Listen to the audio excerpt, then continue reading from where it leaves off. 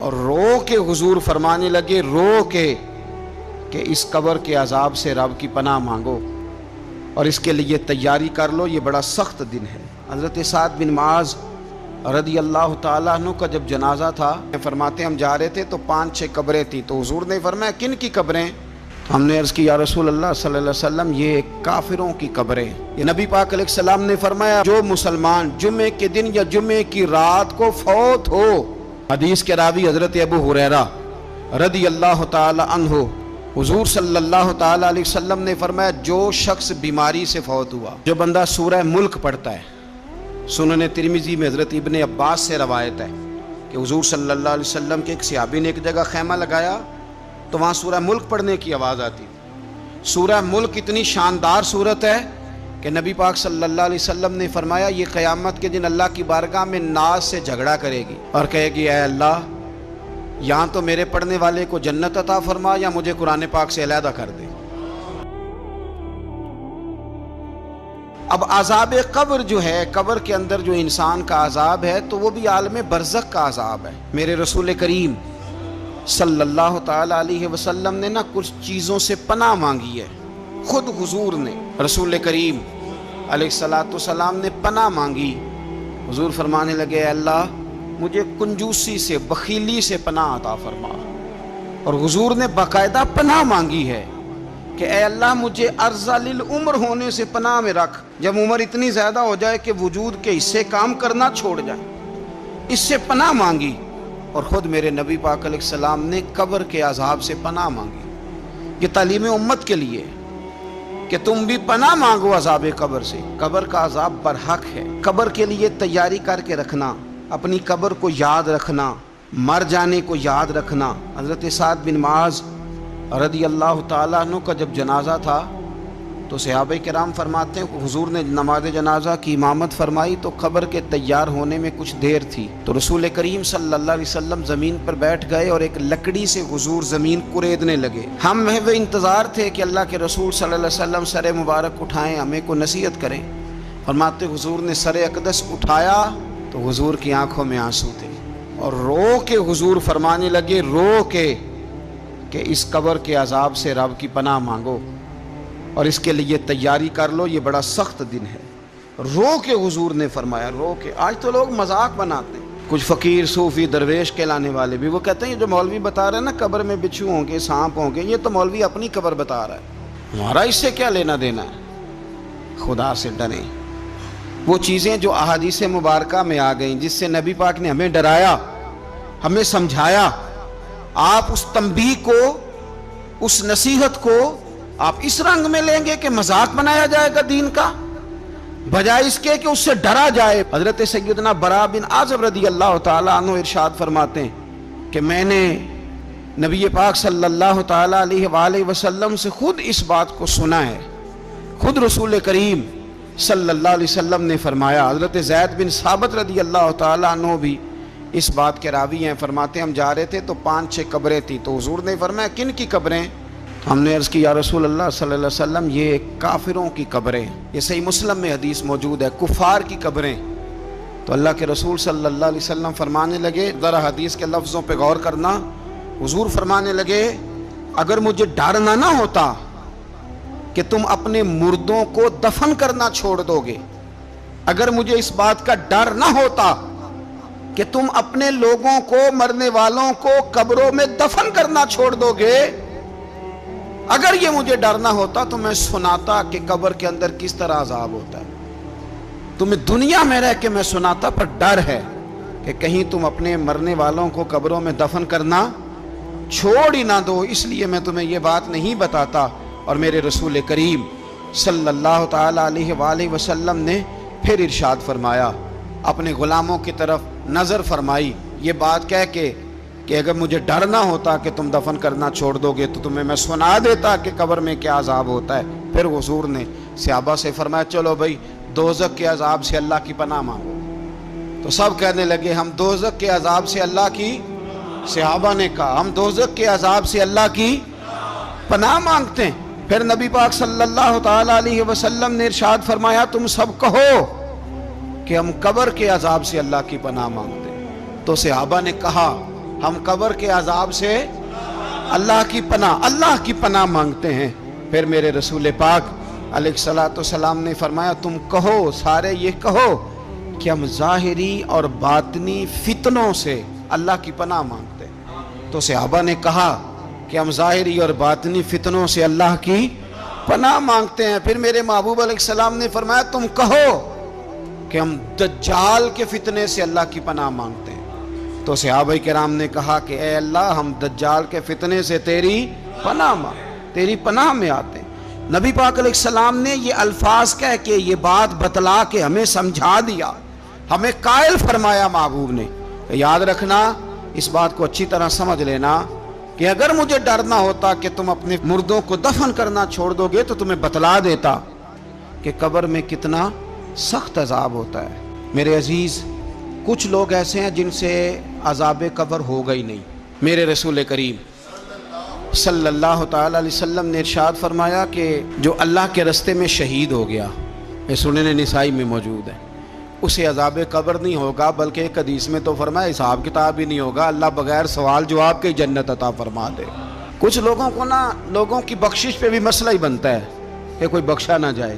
اور ایک صاحب کہہ رہے تھے جی یہ کیا معاملہ ہے کہ جمعے کو بندہ مر گیا یا فلانا ہو گیا تو اس سے حساب کتاب نہیں ہوگا، اتنے بڑے جرم لوگوں نے کی، اتنے پاپ، اور جمعے کو مر گیا تو بخشا جائے گا۔ تو میں نے کہا جرموں کا بھی اسے حساب اللہ لے لے گا، لیکن میاں حساب کتاب کی ڈیوٹی نہ اللہ کی ہے تو بہتر یہ ہے کہ اسی کے ہاتھ میں رہے، تو نہ اپنے ہاتھ میں لینے کی کوشش کر۔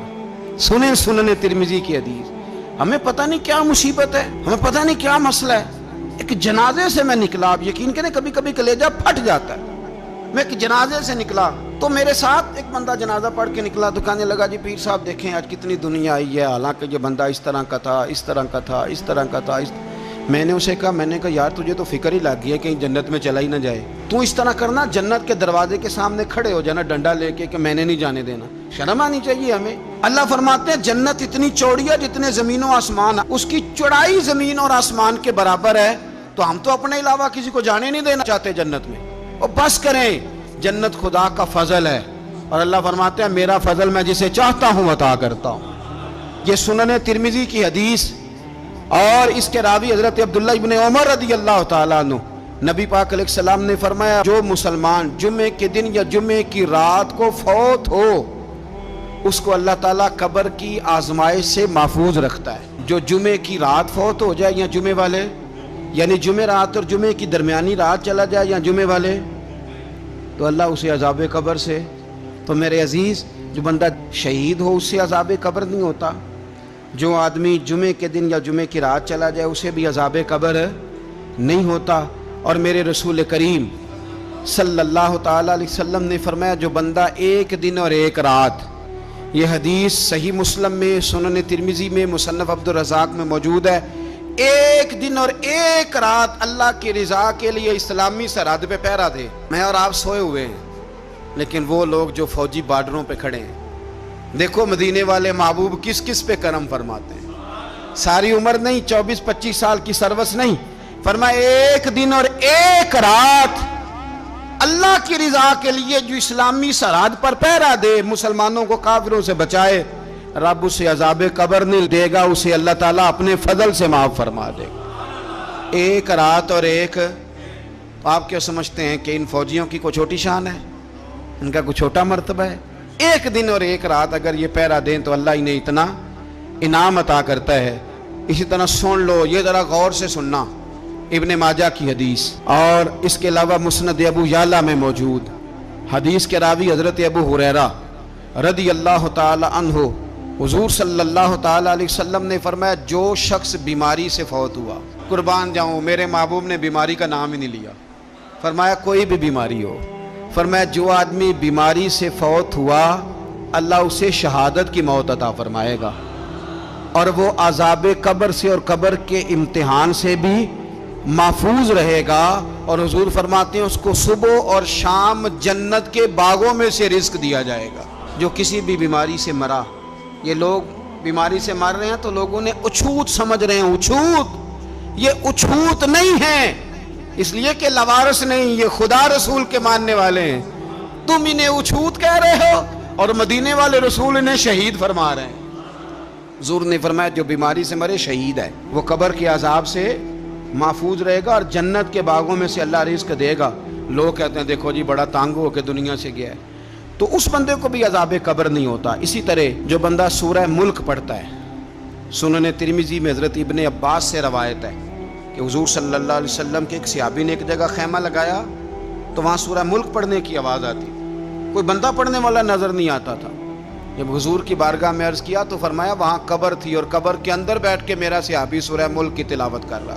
अगर हमें खसरा नंबर याद हो जाता है ना अपनी जगह का, और हमें पता होता है कि मेरे वाला हिस्सा कितने करोड़ का है, अगर सारी कहानियाँ हमें याद होती हैं तो सूरह मुल्क भी हमें याद हो सकती है। मोबाइल पे उसको रिकॉर्ड कर लें, फिर उसको सुने कभी भी सूरह मुल्क में। और हमारे सिलसिला आलिया में तो सूरह मुल्क वजीफ़ा है। हमारे अल वजीफ़तुल करीमा में आला हज़रत ने लिखा है कि रात को सूरह मुल्क और सूरह यासीन के बगैर सोना नहीं। सूरह मुल्क इतनी शानदार सूरत है कि नबी पाक सल्लल्लाहु अलैहि वसल्लम ने फरमाया ये क़यामत के दिन अल्लाह की बारगाह में नाज से झगड़ा करेगी और कहेगी ऐ अल्लाह, या तो मेरे पढ़ने वाले को जन्नत अता फरमा या मुझे कुरान पाक से अलहदा कर दे। मेरे रसूल करीम अलैहिस्सलाम ने मोमिन की कब्र का हाल भी बताया। सुनन तिरमिज़ी में, सही इब्न हिब्बान में हज़रत अबू हुरैरा रज़ियल्लाहु ताला अन्हु बयान करते हैं कि हुज़ूर सल्लल्लाहु अलैहि वसल्लम ने फरमाया जब मैयत को कब्र में रखा जाता है तो उसके पास स्याह रंग वाले और नीली आंखों वाले दो फरिश्ते आते हैं और उसको उठा के बिठाते हैं। बाकी हदीसों में 3 ही सवाल हैं, लेकिन इस हदीस में हुजूर ने फरमाया उन्होंने बस मेरे बारे में ही पूछना है, उठा के बस मेरे बारे में सिर्फ ये पूछना है, बता मदीने वाले महबूब के बारे में दुनिया में क्या कहा करता था। तो आला हज़रत बरेलवी तो कहते हैं मैंने तो कह देना है, सरवर कहूँ कि मालिक को मौला कहूँ तुझे, बागे खलील का गुले ज़ेबा कहूँ तुझे, तेरे तो वस्फ ऐदे तनाही से हैं बरी, हैरान हूँ मेरे शाह मैं क्या क्या कहूँ तुझे, लेकिन रज़ा ने ख़त्म सुखन इस पे कर दिया, खालिक का बंदा खल्क का आका कहूँ तुझे। और पीर मेर अली शाह साहब कहते हैं मैंने वहाँ ये कहना है कि मुख चंद बदर शाशानी है ते मथ चमक दी लाट नौरानी है, काली जुल्फ ते अख मस्तानी है, मखमूर अखी हैं मद भरियाँ सुबहान अल्लाह, माँ अजमला का माँ अकमला का माँ अक्सना का ते किथे मेरे अली किथे तेरी सना, मुश्ताक अखी किथे जाड़ी। तो नबी पाक अलैहिस्सलाम फरमाते हैं मेरे बारे में पूछेंगे, मेरे बारे में। वैसे भी एक सवाल लाजमी होता है ना, ये वाला सवाल लाजमी है, मन रब्बू का पूछ के ना तो जन्नत जहन्नम का फैसला नहीं, माँ दीनों का पूछ के जन्नत जहन्नम का फैसला। हाँ, बात अगर ख़त्म होनी है तो मदीने वाले के सवाल पे ख़त्म होनी, इसलिए खुल के नाते पढ़ा करो, राज के दुरूद पढ़ा करो, ये बात याद रखें। ये फैसला हुजूर की ज़ात पे ख़त्म होना है। वो शिकायतें करते हैं ना लोग आके, तो एक बच्ची को हमारे यहाँ दाखिल कराने के लिए एक साहब लेके आए तो कहने लगे बड़ा अरसा इसे फलाने मदरसे में दाखिल कराया, सवाए नातों के कुछ भी नहीं सीखा इसने। तो मैं उन्होंने आख्या चाचा जी जी असल काम सी वो तो सीख गई है ना थोड़ी बच्ची, कुरान और सुन्नत भी हुजूर की नात ही है, लेकिन आपको पता है कि बात ख़त्म मदीने वाले की नात पे ही होती है। हुजूर का प्यार असल है। तो हुजूर फरमाते हैं मेरे बारे में पूछा जाएगा, वो कहेगा कि इनके बारे में क्या पूछते हो, अशहदु अल्ला इलाहा इल्लल्लाह व अशहदु अन्ना मुहम्मदन अब्दुहु व रसूलुहु। तो फरमाते हैं फिर उसे ना एक तरफ खिड़की खोली जाएगी तो जहन्नम का दरवाज़ा दिखाया जाएगा और उसे कहा जाएगा अगर तू सवालों के सही जवाब ना देता तो दोज़ख में जाता, लेकिन अब तूने सही जवाब दिए हैं। तो हुजूर फरमाते हैं उसकी कब्र 70 गज चौड़ी और 70 गज लंबी कर दी जाएगी। मस्जिद में एसी वाले हाल में जगह मिल जाए तो बंदा बड़ा सुखी रहता है, और सुबह जाए बैंक और पहली लाइन में मौका मिल जाए तो बंदा बड़ा सुखी रहता है कि मेरा जाते ही काम हो गया। ओ खुदा के बंदे, कब्र बंदे की कब्र, मकान अच्छी सोसाइटी में अच्छा खस्ता और सस्ता मिल जाए तो बंदा कहता है कि सौदा बड़ा वारेदा लब गया, भाई बड़ा कमाल हो गया, मजा नहीं आ गया। कब्र 70 गज लंबी और 70 गज चौड़ी। और ये तिरमिज़ी शरीफ पढ़ रहा हूँ, बड़ी मजेदार हदीस। नबी पाक सल्लल्लाहु अलैहि वसल्लम फरमाने लगे फिर उसकी कब्र को नूर से भर दिया जाएगा। हुजूर को पहचान गया ना, कब्र नूर से भर दी गई और जब 70 गज लंबी कर दी गई तो बड़े प्यारे लफ्ज हैं हदीस के। हुजूर फरमाते हैं वो बंदा फिर फरिश्तों से एक बात कहेगा, عربی میں بھی ہے، اردو میں بھی ہے، پر میرا دل کرتا ہے پنجابی میں بتاؤں۔ وہ نا فرشتوں سے وہ بندہ کہتا ہے جب قبر ہو گئی نا 70 گز لمبی 70 گز چوڑی اور نور سے بھر گئی، قربان جائیں، حضور فرماتے ہیں وہ مردہ وہ جو قبر میں پہنچا ہے، جب اس کی قبر کو یہ شان ملتی ہے تو فرشتوں سے پتہ کیا کہتا ہے؟ کہتا ہے میں گھر نہ دساں وہاں جا کے، یہ ذرا گھر نہ بتاؤں دوڑ کے، یہ ذرا میں اپنے گھر بتاؤں بھاگ کے کہ اللہ نے بڑی خیر کر دی، اپنی اماں نو دساں وہاں، میں بچوں کو بتا کے آؤں کہ موج بن گئی ہے، میں بتاؤں اپنی بیوی کو، بتاؤں اپنے بہن بھائیوں کو، میں گھر نہ دساں وہاں۔ قربان جائیں میرے رسول کریم فرماتے ہیں فرشتے اس سے کہتے ہیں نہیں تو کسی کو نہ بتا، نم کا نومت العروس، تو اس طرح سو جا جس طرح پہلی رات کی دلہن سویا کرتی، وہ بڑے چاؤں میں سوتی ہے، وہ بڑے پریم میں سوتی ہے، نئی زندگی کا آغاز ہوتا ہے تو سوتی ہے، اور فرشتے کہتے ہیں اب تجھے وہی آ کے جگائے گا جو تیرے اہل میں تجھے سب سے زیادہ محبوب ہوگا، جو تجھے سب سے زیادہ محبوب ہوگا۔ میرا تو ایمان ہے کہ ہمیں تو قبر سے آ کے جگائیں گے بھی مدینے والے رسول، کہیں گے آؤ غلاموں چلیں، آؤ غلاموں۔ اور وہ کشمیر کے رومی وقت نے میاں صاحب نے کہا تھا بعد مرن دے قبر میری تے میرے اپیرا جے کر پامے پھیرا۔ آپ حسن دیکھیں کلام کا اور انداز دیکھیں، بعد مرن دے قبر میری تے میرے اپیرا جے کر پامے پھیرا، تے قبر دے وچوں ہڈیاں اٹھ کے مجرا کر سن تیرا۔ تو ایک دفعہ آ تو صحیح، میں لوگوں کو وجد کر کے دکھاؤں گا کہ دیکھو نا وہ آج آئے ہیں، وہ آئے ہیں میرے مزار پہ، آج دیکھو ذرا رنگ تو دیکھو کس طرح نرالا اور انوکھا ہو گیا، وہ خود آئے ہیں۔ مومن کی قبر جنت کا باغ بنے گی، اسے نوازا جائے گا، اسے دیا جائے گا، اسے عطا کیا جائے گا۔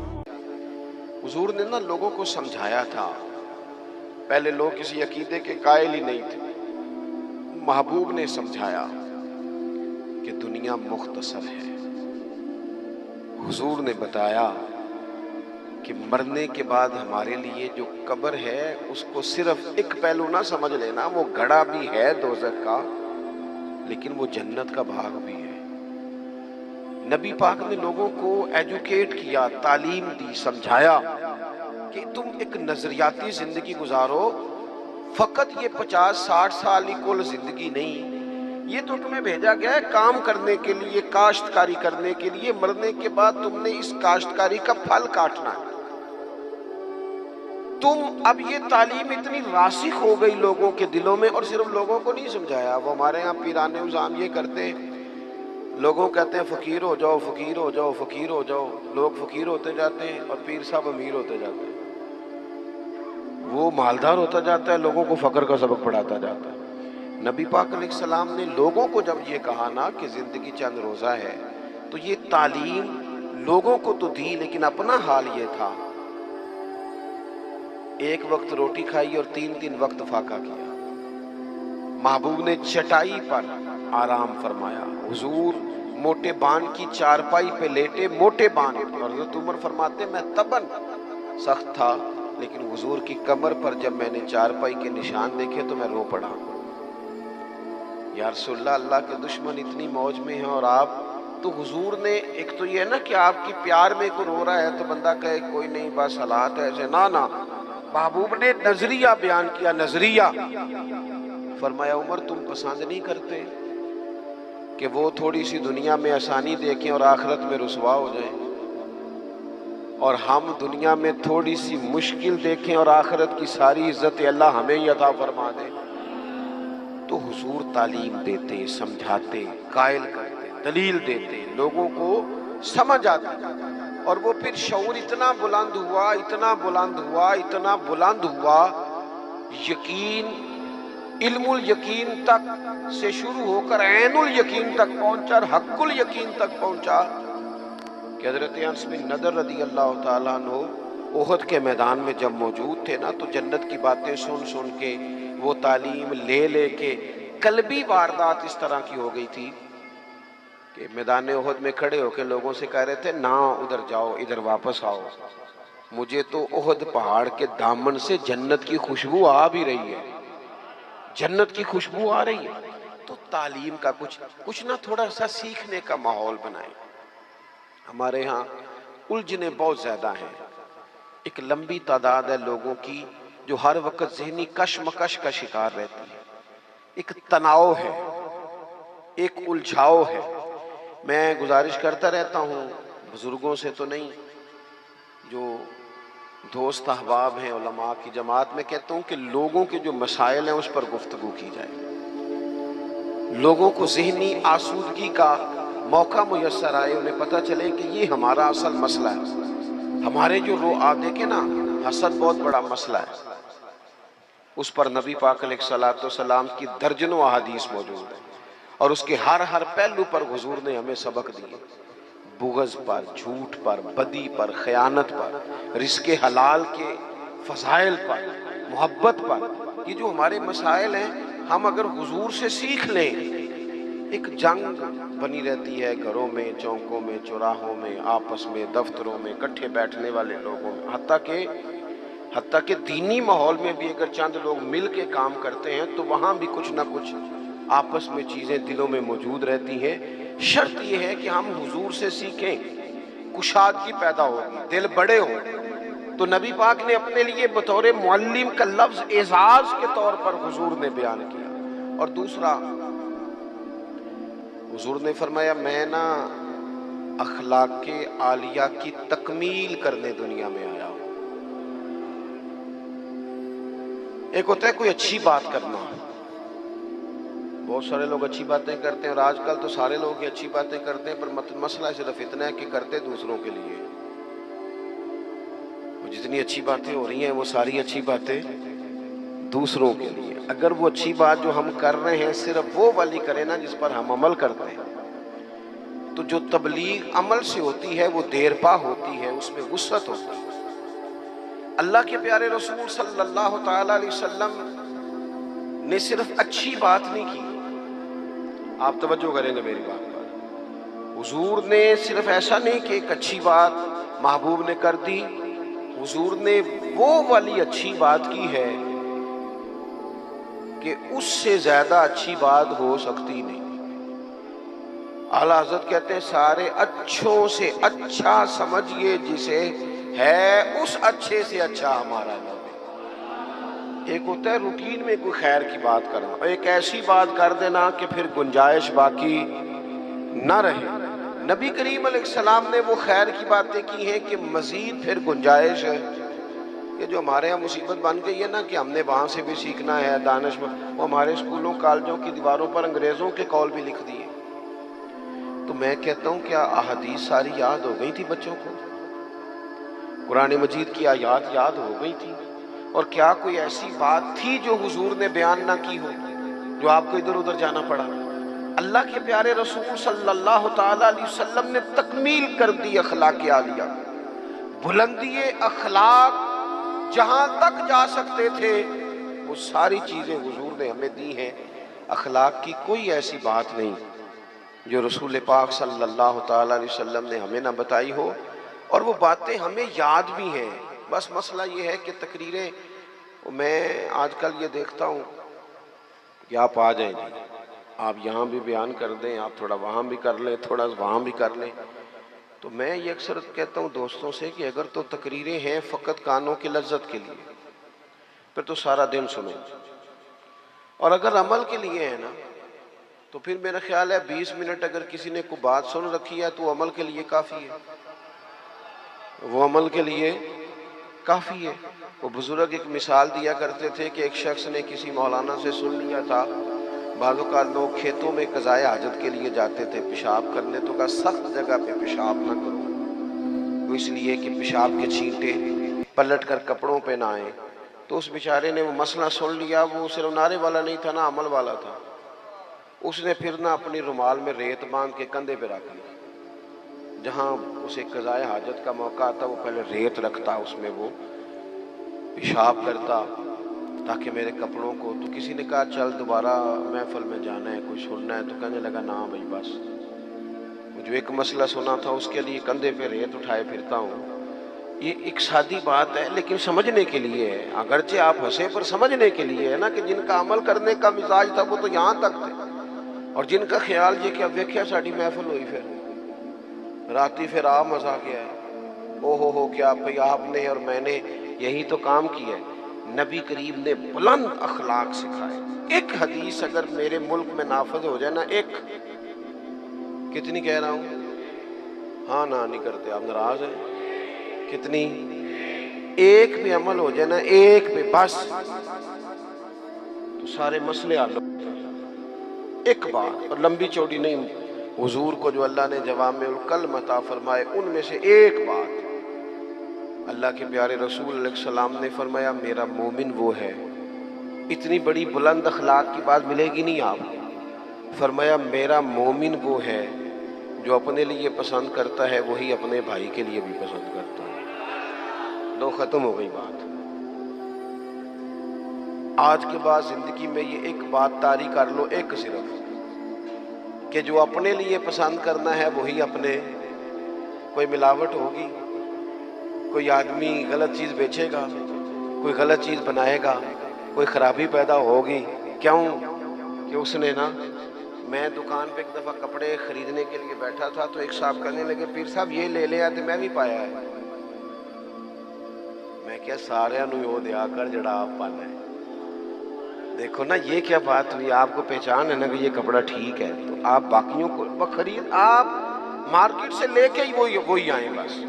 جو آپ سمجھتے ہیں کہ یہ لوگوں کے لیے، کیوں ہم اس طرح کا کام کرتے ہیں؟ کیوں نہیں ہم سمجھتے کہ یہ غیر نہیں ہے، یہ ہمارے اپنے لوگ ہیں. یہ کیسے ہو سکتا ہے کہ کسی کے بچوں کو آپ ملاوٹ والی چیز کھلائیں اور بیماریاں آپ کے گھر نہ آئیں؟ یہ کیسے ہو سکتا ہے؟ اچھا جی، قبر میں چلے گئے، کتنے سوال ہوتے ہیں قبر میں؟ بولے کتنے سوال ہوں گے؟ اللہ آپ کو خوش رکھے. 3 سوال ہوں گے. پہلا کیا ہے؟ تیرا رب کون ہے؟ میں مثال دینے لگا ہوں. کسی نے انکار کر دیا، کہنے لگا ہا ہیتا لا ادری، میں نہیں جانتا. تو اللہ کو نہیں مانتا تو چاہیے نا رب جہنم میں ڈال دے، پر اللہ نے دوزخ میں نہیں ڈالا. نہیں ڈالا. ابھی دوسرا سوال پوچھو، ماں دینوں کا، تیرا دین کیا ہے؟ ہا ہیتا لا ادری. کافر ہے، منافق ہے، فاسق ہے، کہتا ہائے افسوس میں نہیں جانتا. چاہیے تھا نا دین نہیں جانتا دوزخ میں ڈالا جائے. لیکن اللہ ابھی دوزخ میں، ابھی جہنم کا گڑھا نہیں بنی. فرمایا تیسرا سوال پوچھو. حضور کا چہرہ دکھایا، ما کنتا تقول فی حق ھذا الرجل، ان کے بارے میں کیا کہتا تھا؟ اس نے کہا میں نہیں جانتا. اللہ نے فرمایا تو میرے نبی کو نہیں جانتا، پکڑو اس کو جہنم میں داخل کر دو.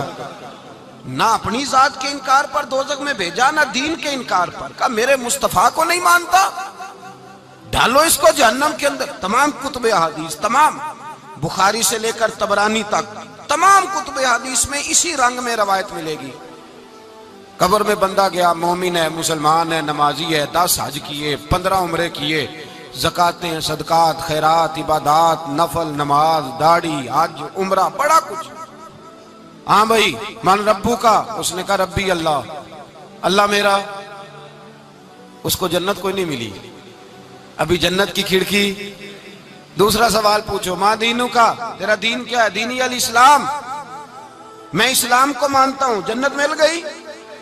پورے کے پورے دین کو مان رہا ہے، نماز کو مان رہا ہے، حج کو مان رہا ہے، زکوٰۃ کو مان رہا ہے، عبادات کو مان رہا ہے، ہر چیز کو مان رہا ہے، لیکن جنت ملی. فرمایا تیسرا سوال پوچھو. حضور کا جلوہ والضحیٰ دکھایا. کچھ لوگ غلط ترجمہ کرتے ہیں، یہاں بھی کہتے ہیں پوچھا جائے گا یہ کون ہے. یہ لفظ نہیں ہے ما کنت تقول فی حق ھذا الرجل. اللہ فرمائے گا یہ بتا دنیا میں میرے نبی کو کیا کہا کرتا تھا، ان کے بارے میں تو دنیا میں کیا کہا کرتا تھا.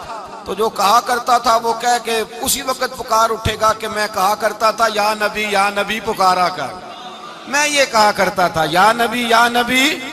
میں یہ کہا کرتا تھا کہ دشمن احمد پہ شدت کیجئے، ملحدوں سے کیا مربت کیجئے، اور شرک ٹھہرے جس میں تعظیم حبیب، اس برے مذہب پہ لعنت کیجئے، اور مثل فارس زلزلے ہوں نجد میں ذکر آیاد ولادت کیجئے، اور غیظ میں جل جائے بے دینوں کے دل، یا رسول اللہ کی کثرت کیجئے، یا رسول اللہ کی کثرت. میں یہ کہا کرتا تھا. اچھا اس نے اللہ کو مانا، دین کو مانا، جنت نہیں ملی. جب کہنے لگا نا ہوا محمد الرسول اللہ، صلی اللہ علیہ وسلم جب حضور کو پہچانا، حضور کو، نبی پاک کو پہچانا، تو فرمایا نہیں میرے یار کو جانتا ہے، اب کھول دو جنت کا دروازہ۔ تو بھائی مغز قرآن روح ایمان جان دین ہست حب رحمت للعالم، حضور کی محبت اصل ہے دین کی۔